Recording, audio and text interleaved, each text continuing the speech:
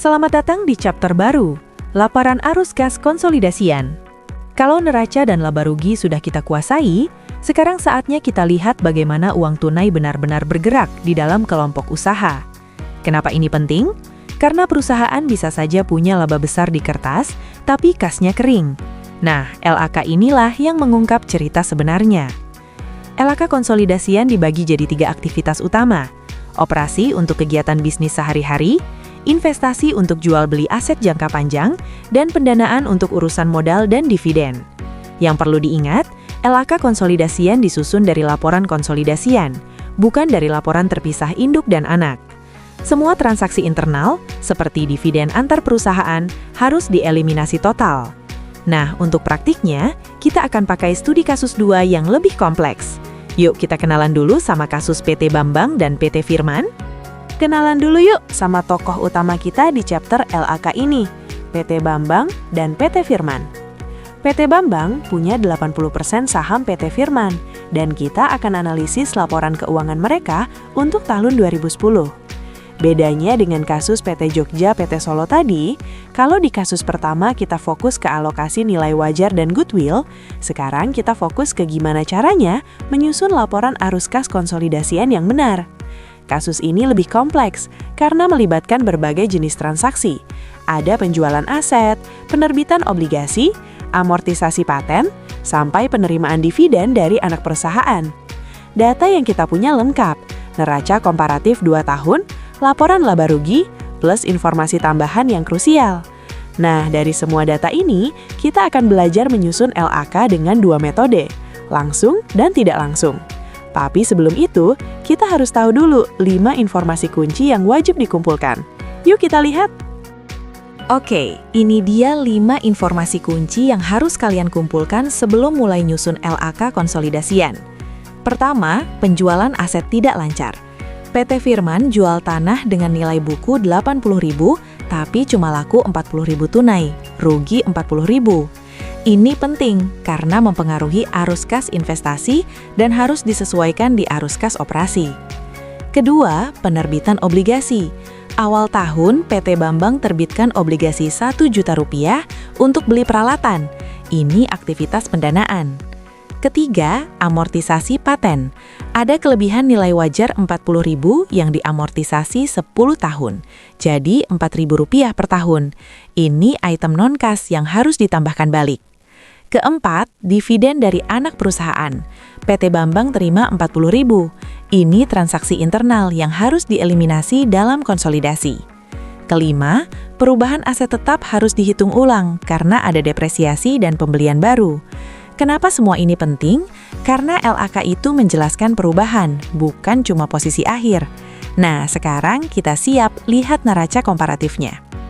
Ini dia neraca komparatif PT Bambang dan anak perusahaan, bagian aset. Perhatikan kolom perubahan tahunan yang super penting untuk LAK. Kas naik 300.000 dari 720 jadi 1.020. Nah, angka 300.000 inilah yang nanti harus kita buktikan di akhir laporan arus kas. Piutang usaha naik 420.000, ini artinya penjualan kredit meningkat dan belum tertagih, jadi mengurangi arus kas operasi. Persediaan naik 180.000, artinya ada pembelian persediaan yang belum terjual, ini juga kurangi arus kas. Investasi ekuitas naik 20.000, tanah turun 80.000 karena penjualan, gedung turun 80.000 karena depresiasi, dan peralatan naik 800.000. Angka yang besar banget ini karena ada pembelian peralatan baru senilai 1.002.000 pakai obligasi. Paten turun 40.000 sesuai amortisasi tahunan, total aset naik 1.052.000. Setiap angka di sini punya cerita, dan cerita lengkapnya akan terungkap di LAK nanti. Sekarang kita lanjut ke sisi kewajiban dan ekuitas ya. Sekarang kita lihat sisi kewajiban dan ekuitas. Utang usaha turun 80.000. Artinya PT Bambang bayar utang ke supplier lebih banyak dari pembelian kredit baru. Jadi ini mengurangi arus kas operasi. Utang dividen tetap 80.000, tidak ada perubahan. Yang menarik, muncul utang wesel baru 1,2 juta rupiah yang jatuh tempo 2012.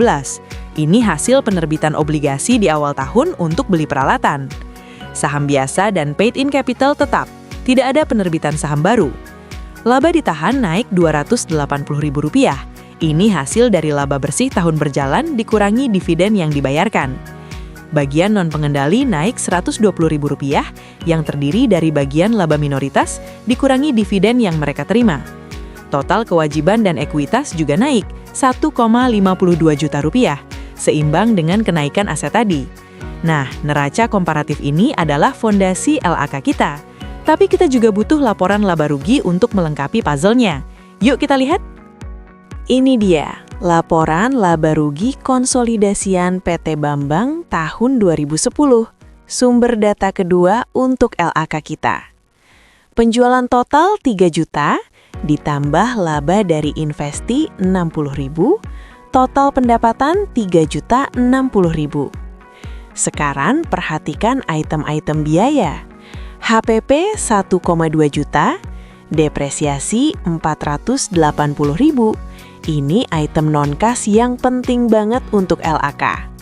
Amortisasi paten 40.000, juga non-kas.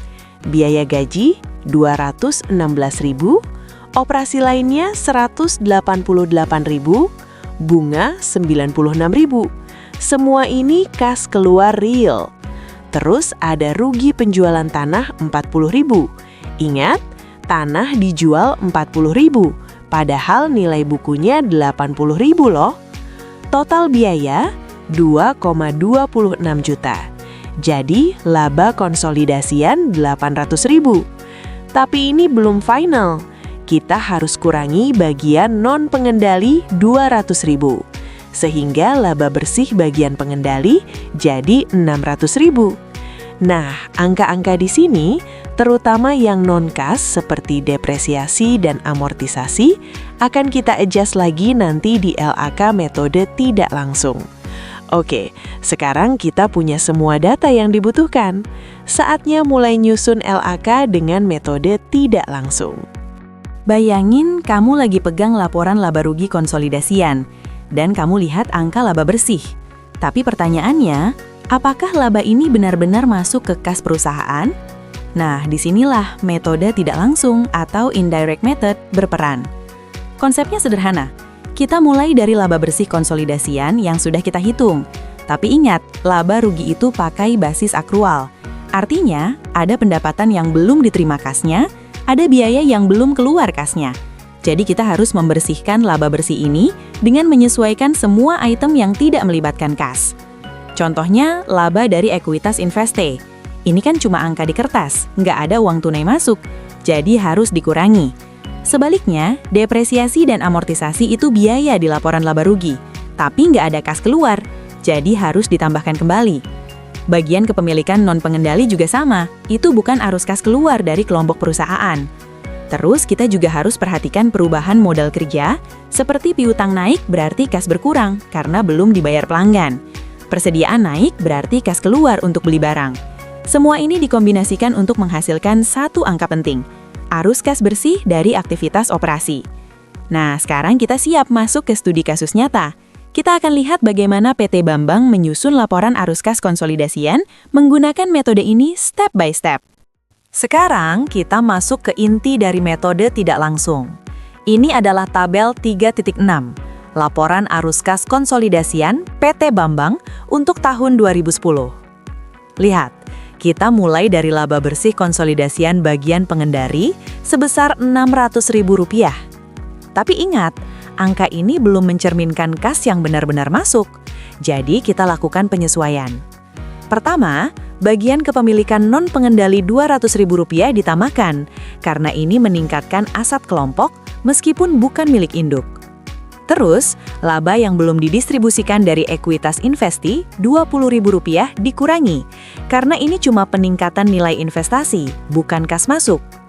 Sekarang fokus ke item non-kas. Rugi penjualan tanah Rp40.000 ditambahkan kembali, karena ini beban non-kas.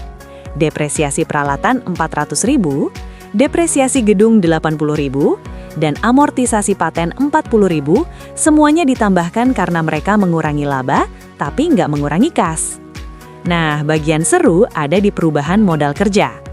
Piutang naik Rp420.000, artinya pelanggan belum bayar, jadi kas berkurang. Persediaan naik Rp180.000, artinya kita beli barang, kas keluar. Utang usaha turun Rp80.000, artinya kita bayar pemasok, kas keluar lagi. Hasil akhirnya, total penyesuaian cuma Rp60.000, dan arus kas bersih dari aktivitas operasi adalah Rp660.000. Angka ini yang benar-benar mencerminkan kas dari operasi bisnis. Selanjutnya, kita akan lihat dari mana kas tambahan berasal selain operasi. Setelah arus kas operasi, kita masuk ke bagian kedua, arus kas dari aktivitas investasi. Di sini, kita lihat transaksi yang melibatkan aset jangka panjang, seperti pembelian atau penjualan gedung, tanah, peralatan, atau investasi. Untuk kasus PT Bambang tahun 2010, ada satu transaksi investasi, penjualan tanah. PT Bambang menjual tanah dengan nilai buku Rp80.000, tapi cuma laku Rp40.000. Artinya, ada rugi Rp40.000. Nah, ini yang harus kamu perhatikan. Di laporan arus kas, kita cuma catat kas yang benar-benar diterima, yaitu Rp40.000. Rugi penjualan tanah Rp40.000 itu sendiri sudah kita tambahkan kembali di bagian arus kas operasi tadi. Ingat? Jadi nggak perlu khawatir ruginya hilang. Intinya, aktivitas investasi ini simple. Kas masuk Rp40.000 dari penjualan tanah. Arus kas bersih dari aktivitas investasi adalah positif Rp40.000. Kecil memang, tapi ini menunjukkan bahwa PT Bambang sedang melepas aset untuk mendapatkan kas tambahan. Sekarang pertanyaannya, kas yang masuk dari operasi dan investasi ini dipakai untuk apa? Nah, jawabannya ada di aktivitas pendanaan yang akan kita bahas selanjutnya. Bagian terakhir dari laporan arus kas adalah arus kas dari aktivitas pendanaan. Ini adalah bagian yang menunjukkan bagaimana perusahaan mengelola hubungan dengan pemegang saham dan kreditor. Bisa berupa pembayaran dividen, penerbitan saham, atau pembayaran utang. Untuk PT Bambang tahun 2010, ada 2 transaksi pendanaan, dan keduanya adalah pembayaran dividen. Pertama, dividen yang dibayarkan kepada pemegang saham pengendali alias PT Bambang sendiri sebesar Rp320.000. Kedua, dividen yang dibayarkan kepada pemegang saham minoritas atau bagian non-pengendali sebesar Rp80.000. Total, kas keluar untuk dividen adalah Rp400.000. Makanya, arus kas dari aktivitas pendanaan negatif Rp400.000. Ini wajar, karena perusahaan sedang membagikan hasil keuntungan kepada pemiliknya. Sekarang kita gabungkan semuanya. Arus kas masuk Rp660.000, investasi masuk Rp40.000, pendanaan keluar Rp400.000. Hasilnya, kas naik Rp300.000 selama tahun 2010. Kas awal tahun Rp720.000, jadi kas akhir tahun menjadi Rp1.020.000. Angka ini harus cocok dengan kas di neraca konsolidasian 31 Desember 2010. Kalau cocok, berarti laporan arus kas kita sudah benar. Tapi tunggu dulu, ada satu hal lagi yang perlu kita bahas, transaksi non-kas yang tidak muncul di laporan ini. Nah, ini dia bagian yang sering dilupakan orang. Daftar aktivitas investasi dan pendanaan non-kas. Apa sih maksudnya? Jadi gini, ada transaksi-transaksi tertentu yang sangat penting dan memengaruhi posisi keuangan perusahaan, tapi sama sekali nggak melibatkan kas. Untuk kasus PT Bambang tahun 2010, ada satu transaksi non-kas yang signifikan. Pembelian peralatan senilai Rp1.200.000 yang dibayar dengan menerbitkan utang wesel jangka 2 tahun. Coba pikir, PT Bambang dapat peralatan baru, tapi nggak keluar uang tunai sepeser pun. Mereka bayar pakai janji utang yang jatuh tempo tahun 2012. Jurnalnya sederhana, debit peralatan, kredit utang wesel. Sama-sama Rp1.200.000. Tidak ada kas masuk, tidak ada kas keluar. Karena itu, transaksi ini tidak muncul dimanapun di laporan arus kas tadi. Tapukan ini penting banget, masa diabaikan? Makanya, standar akuntansi mewajibkan kita mengungkapkan transaksi seperti ini dalam catatan kaki atau schedule terpisah di bagian bawah laporan arus kas. Contoh transaksi non-kas lainnya, bisa tukar tambah aset lama dengan aset baru, konversi utang menjadi saham, atau aset yang diperoleh lewat sewa pembiayaan. Semuanya harus diungkapkan secara transparan. Sekarang kita sudah selesai dengan metode tidak langsung. Tapi ada satu pertanyaan, bagaimana kalau kita ingin lihat detail arus kas yang lebih transparan? Disitulah kertas kerja konsolidasi berperan, dan kita akan bedah di slide berikutnya.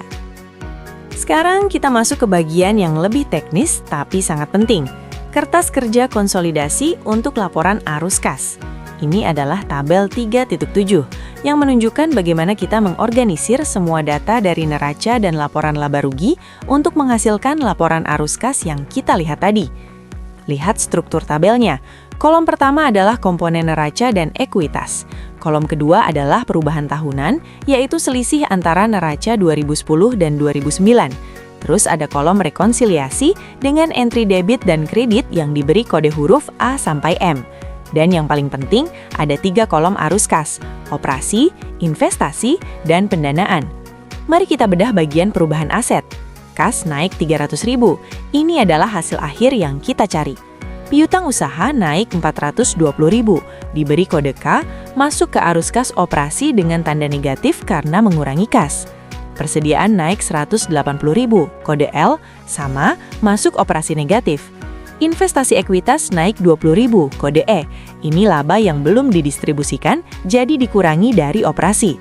Tanah turun 80.000 karena dijual, kode F, tapi yang masuk ke investasi bukan 80.000, melainkan 40.000 sesuai harga jual aktual. Nah, yang menarik adalah peralatan.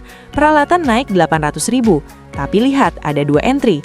Kode H masukkan 400.000 ke operasi sebagai penyesuaian depresiasi, dan kode G masukkan 1.200.000 ke investasi. Tunggu, kok 1.200.000? Karena ini transaksi non-kas tadi, dibeli pakai utang wesel. Paten turun 40.000 karena amortisasi, kode J, masuk ke operasi sebagai penyesuaian tambahan. Total perubahan aset adalah Rp1.520.000. Kertas kerja ini adalah jembatan antara neraca dan laporan arus kas. Di bagian selanjutnya, kita akan lihat sisi kewajiban dan ekuitasnya. Sekarang, kita lanjut ke bagian kedua dari kertas kerja konsolidasi, perubahan ekuitas dan kewajiban. Ini melengkapkan gambaran penuh dari mana kas berasal dan kemana kas pergi. Lihat utang usaha turun Rp80.000. Ini diberi kode M dan masuk ke arus kas operasi dengan nilai negatif 80.000 karena kita bayar pemasok, kas keluar. Utang dividen tidak berubah, jadi 0. Nah, yang penting adalah utang wesel 2012 yang naik Rp1.200.000. Ingat transaksi non-kas tadi? Ini dia. Diberi kode G, tapi lihat, masuknya ke kolom rekonsiliasi kredit Rp1.200.000. Kenapa? Karena ini mengoffset entry peralatan yang Rp1.200.000 tadi. Jadi transaksi non-kas ini dibatalkan di kertas kerja agar tidak mempengaruhi arus kas aktual. Saham biasa dan paid-in capital lainnya tidak berubah, jadi 0. Laba ditahan naik Rp280.000, diberi kode A, dan dari sini kita ambil laba bersih Rp600.000 yang masuk ke operasi sebagai titik awal. Kepentingan non-pengendali naik Rp120.000, kode C, dan bagian laba mereka Rp200.000 masuk ke operasi sebagai penyesuaian tambahan.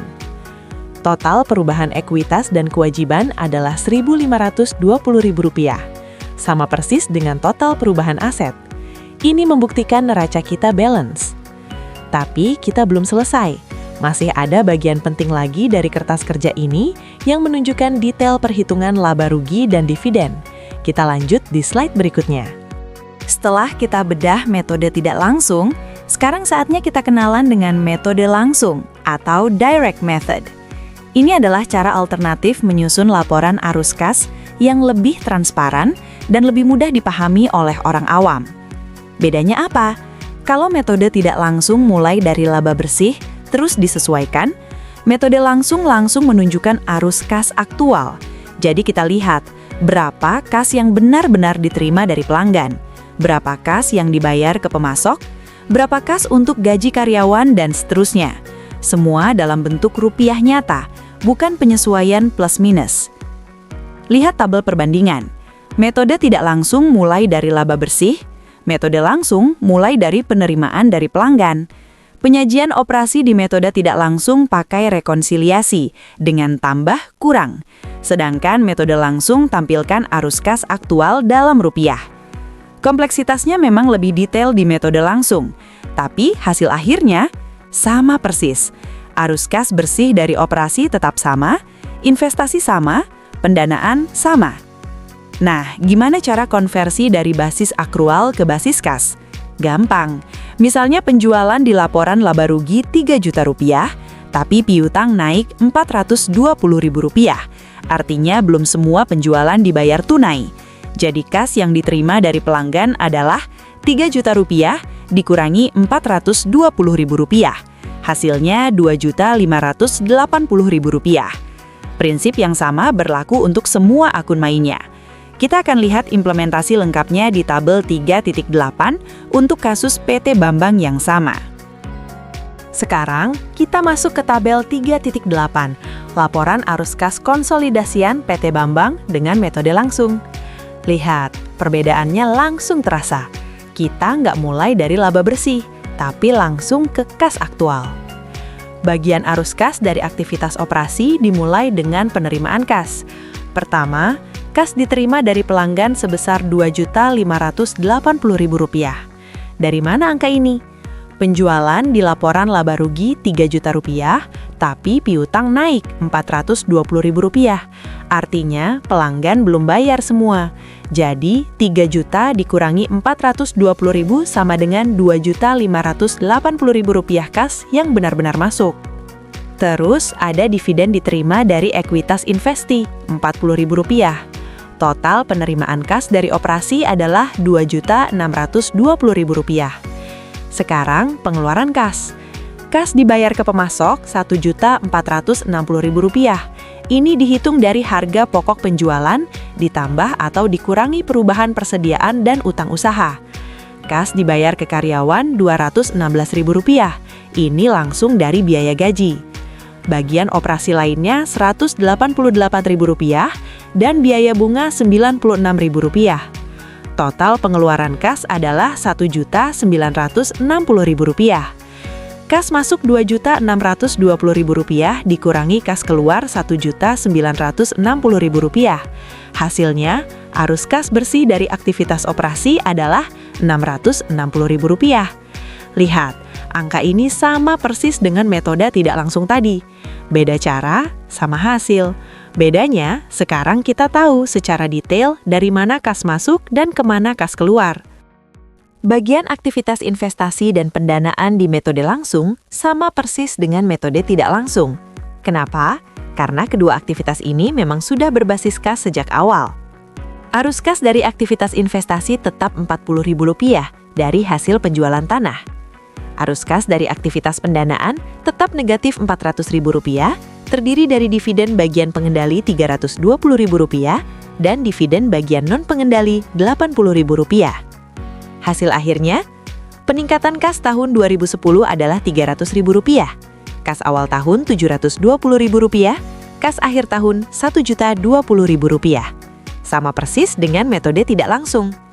Jadi kesimpulannya, metode langsung dan tidak langsung itu dua jalan berbeda menuju satu tujuan yang sama. Metode langsung lebih transparan karena menunjukkan detail arus kas aktual.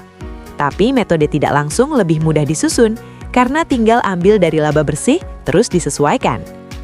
Dalam praktek, sebagian besar perusahaan pakai metode tidak langsung karena lebih praktis.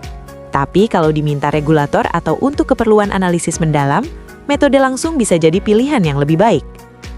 Sekarang kita akan lihat bagaimana kertas kerja untuk metode langsung disusun, supaya kamu paham mekanisme konversi dari akrual ke kas secara detail. Sekarang kita masuk ke tabel 3.9, kertas kerja konsolidasi untuk metode langsung. Strukturnya mirip dengan tabel 3.7 tadi, tapi cara pengisiannya berbeda karena kita menyusun arus kas aktual, bukan dimulai dari laba bersih. Lihat bagian perubahan aset. Kas tetap Rp300.000 sebagai target akhir. Piutang usaha naik Rp420.000 diberi kode A. Ini dipakai untuk menghitung kas yang diterima dari pelanggan. Ingat rumusnya tadi? penjualan dikurangi peningkatan piutang. Persediaan naik 180.000, kode C. Ini digunakan untuk menghitung kas yang dibayar ke pemasok. Karena persediaan naik berarti kita beli barang lebih banyak, kas keluar lebih banyak. Investasi ekuitas naik 20.000, kode B.